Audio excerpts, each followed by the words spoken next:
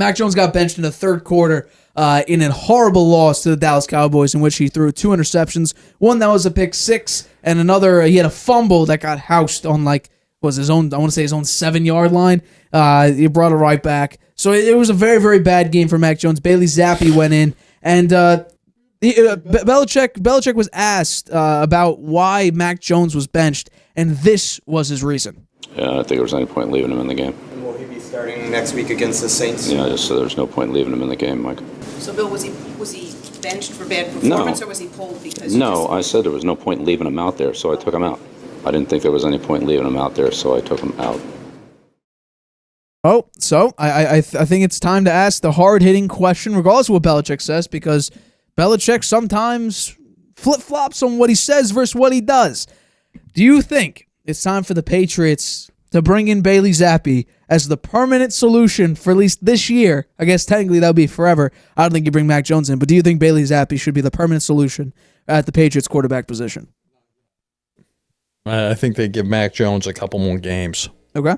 I mean, the offensive line has been so bad, and the receivers haven't been anything special either, right? We just show that none of them are ranked anywhere. They're off the chart. They've been playing so bad. So I think you give him a little more of a chance. He has had some really good games in the past, and he is an accurate passer.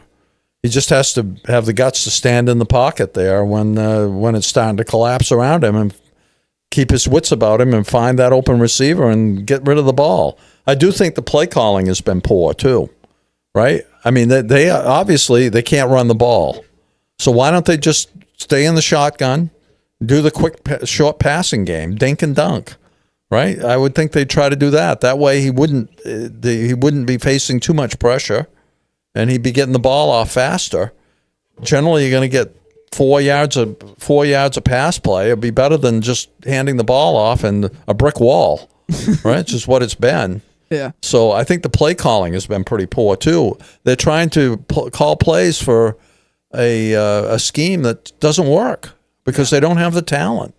So they got to change that up. I mean, Belichick is noted for making adjustments. He didn't make the adjustments on the offensive side of the ball in the Dallas game that he needed to do. I don't know what's going on there, but I don't think they're going to bench Mac Jones anytime soon for Bailey Zappe. I like Bailey Zappe, but he didn't have any more luck against the Cowboys than Mac Jones did. So right. I don't think he's an interesting guy, and he had some good games last year, but I'm not sure he's any more of a talent than Mac Jones is. So I find it hilarious how we take a look at Mac Jones. By the way, this is probably the most pressure Mac Jones has been. He was pressured on 50% of his dropbacks. So the offensive line has been horrible. But we take a look at some of the top quarterbacks in the league: Tua, Mahomes, Jalen Hurts, Justin Herbert. We take a look at them, and there's a few things that they have. First off, they have an offensive coach. Eagles, I would say, Nick Sirianni is an offensive coach. Chiefs with Andy Reid. Dolphins with Mike McDaniel. Justin Herbert, he has Kellen Moore, a phenomenal offensive coordinator. Brandon Staley should be fired. He's a defensive head coach, and his defense isn't anything to speak about, even though, credit to Khalil Mack, he just had 6 sacks. One game. Yeah, that's it. Khalil Mack had a phenomenal game. Here's the thing, even the Cowboys, I think offense is going to be a huge question mark, but still, the Lions, Ben Johnson, great offensive coordinator. The Patriots don't really have that. Oh, you have Kyle Shanahan with Brock Purdy. I mean, we take a look at it. I think there's different tiers of offenses, right? So we have, the unicorns where you have great weapons, a great offensive line, and a great quarterback. There's a few teams where you have that. I think the Chargers, I think the Chiefs, I think the Eagles. You may throw the Dolphins in there, although their offensive line sometimes has some rough patches. But generally, I would include the Dolphins there. So you have 4 teams in the NFL where they hit on all cylinders. Great weapons, great offensive line, great quarterback. Now you have some other pieces where it's question mark. You have one discrepancy. Are there a bad offensive line? Are there not up to the par weapons? Or you don't have a great quarterback? Brock Purdy, for example. His offensive line, at least for the past couple of years, and the 49ers have had this, they've had a pretty good offensive line. This season, it's a big question mark. However, the prior seasons, they've had a top 3 offensive line. Not only that, you've had average quarterback play, but you've had weapons up the wazoo. You got weapons everywhere they turn. They could turn a 5-yard pass into a 65-yard touchdown. Deebo Samuel, George Kittle, Brandon Ayuk, Jennings, CMC, Elijah Mitchell. You have pieces that are absolutely phenomenal in the game where you could literally throw it 5 yards and they would get a 35-yard completion from that 5-yard pass. What do the Patriots have? I mean, think about it. Jalen Hurts. They didn't know what the hell they were thinking about moving off of Jalen Hurts. Then they go out and draft Devontae Smith. They go out and trade for A.J. Brown. Now we're talking about Jalen Hurts as a top 5 quarterback, top 3 quarterback. He just made the Super Bowl and was second for MVP last season. We saw Tua Tagovailoa. What's happening? They go out and draft Jalen Waddle. They go out and trade for Tyreek Hill. The offense is explosive. They just scored 70 points in a game and had over 700 yards of offense. What? They also got a coon. A chain, I think. A chain. A chain or whatever. So they have pieces around. They have great weapons. I mean, look at Josh Allen. His first couple years without Stephon Diggs, he wasn't all that great. And honestly, there were some very, very embarrassing moments. You get Stephon Diggs, light bulb goes off. He plays great. He's in MVP conversations, it seems like every single year. Joe Burrow basically immediately had Jamar Chase, and they've had success. Mac Jones, great rookie year. One of the best rookie years. Josh McDaniels, they had a great scheme. He gets rewarded with Juju Smith-Schuster, who has leg issues. Mike Gesicki, who's one-dimensional. You got Kendrick Bourne, who I like, but they got to figure out a way to make it work. He was in the doghouse last season. Devontae Parker, who's dealing with health issues. You never really had someone. Demario Douglas is an interesting option, but he doesn't really play that much. You got to play him more. Keyshawn Booty is another one of those. What? Yeah. He's very small, too. He is. But they don't have a guy who's a solidified number one. The Patriots, ever since Brady left, the flaws have just been basically put on the table for everyone to see. Brady covered up an insane amount of flaws that the Patriots had. You could have a Chris Hogan, a Danny Amendola, a Julian Edelman, a Malcolm Mitchell.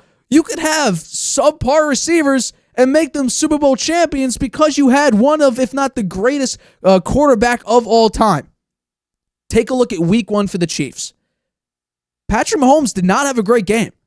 He looked nervous. He looked like he didn't know who to throw to. Yes, Kadarius Toney had a couple bad drops. But overall, Mahomes didn't play that well. He didn't know who to throw it to. He didn't trust a lot of his receivers.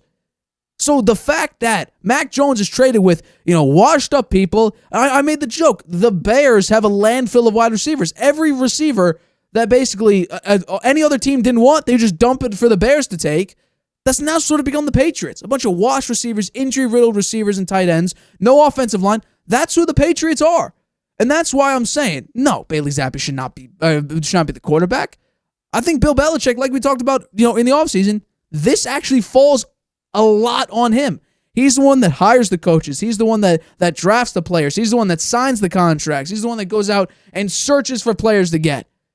It was cute. Oh, yeah, the Patriots are interested in OBJ. Falls through. The Patriots are interested in DeAndre Hopkins. Falls through. Let's go out and get Juju to replace Jacoby Myers, who knew the system, who Mac Jones trusted, who Mac Jones liked, who Mac Jones looked for on those crucial third down plays. Let's send him to the Raiders for essentially the same amount of total money. I mean, all these quarterbacks, where they took that next step, they got a number one receiver. Or they had a developing, if not fully developed, offensive line. The Patriots have a broken offensive line with washed up pieces or pieces that aren't very good or huge question marks. They have no true receiver one. Hell, I think a lot of these receivers will be wide receiver 3s on most teams. Running game, you don't really got much. Ezekiel Elliott, he's sort of efficient but not great. And Ramondre Stevenson hasn't had a good season. That very well could be because of the offensive line. But is Mac Jones, I'll bring you in now. Is Mac Jones Patrick Mahomes?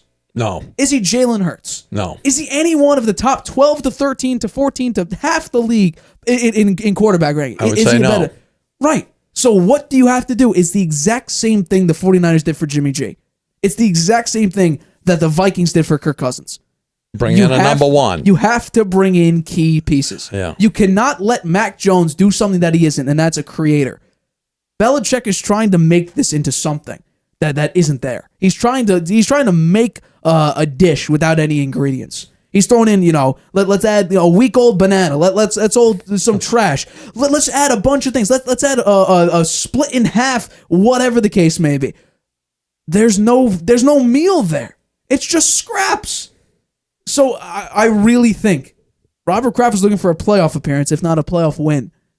Let's at least get to 5 wins. Let's get to 5. Let's not even think about playoffs. Let's not even think about playoff wins. Let's just get 5 wins. And then you got Tyquan Thornton coming back. Oh, great. Tyquan Thornton. He didn't have a great season last year. He's a young receiver. You have no offensive line. I don't see him being a number 1. I really don't. Mac Jones is not a great quarterback. I don't think anyone's expecting him or thought of him as a great quarterback. Everyone said he has a very low ceiling because he's not mobile, he's not athletic, and he doesn't have a Josh Allen arm. Jimmy G made a Super Bowl, was winning in the Super Bowl.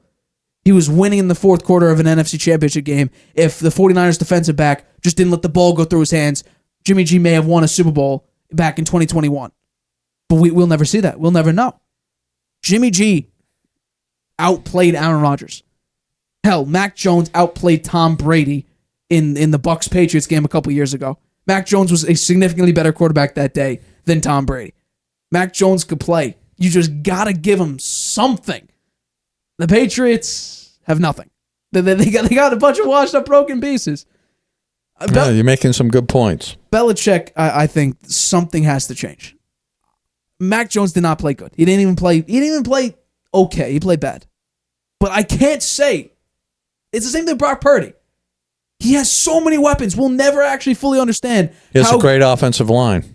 We'll never fully understand how good or bad Brock Purdy can stand back there. And actually, didn't you say, though, that the time to pass, Brock Purdy is not that high for him? Yeah, but he's getting the ball out quick because all those receivers can break open. Yeah. The average yards of separation for a receiver this season for the NFL is 2.5 yards. The Patriots are 1.6.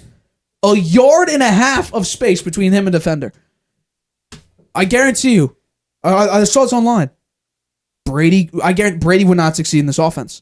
He has no offensive line, no protection. That's the one thing that's one of the reasons why Brady was so efficient early on when they didn't rely on him to throw 45, 50 times a game. They had a great offensive line, a great run game.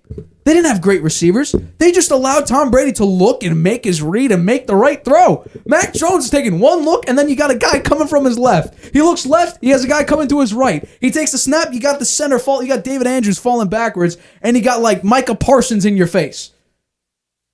He has no time to do his read. And on the game losing pass, where it was given to Cole Strange, I think it was against the Dolphins. If Mac Jones read his progression, Devontae Parker was open on the right side of the field. He had no time to look. He had no time to read it because the offensive line collapsed. He needed to get the ball out.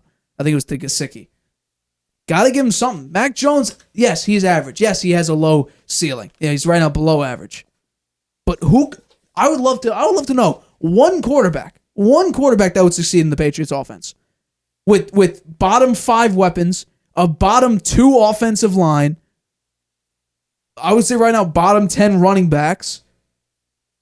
I would love anyone. It'd have to be somebody who could scramble and be very mobile and very fast. Maybe Lamar Jackson. But even then, though, like we saw Justin Fields last season, he had no offensive line, no weapons. They won 3 games. Yeah, they won 3.